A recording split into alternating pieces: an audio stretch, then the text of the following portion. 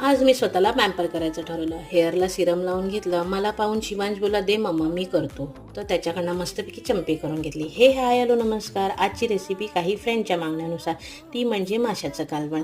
डिस्क्रिप्शनमध्ये मी इन्ग्रेडियंट्स टाकेन. वाटून घेतलं. तेलामध्ये लसूण आणि हळदीची फोडणी घालून वाटण टाकून घेतलं. पाणी टाकलं, थोडंसं मीठ टाकलं आणि उकळी काढून घेतली. मासे टाकले, कोकम टाकलं आणि कोथिंबीर पेरून घेतली. आज आणली होती मी सुरमई, तर ती डीप फ्राय करून घेतली. नंतर भाकऱ्या करून घेतलं. दुपारचं जेवण झालं. जेवून घेतलं आणि आम्ही बाहेर जायला निघालो.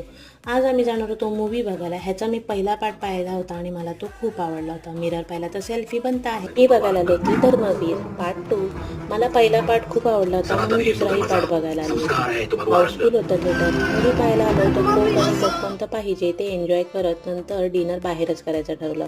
भांडण जेवढं स्ट्रेच नाही करत तेवढं पिझ्झामध्ये चीज पूल झालंच पाहिजे.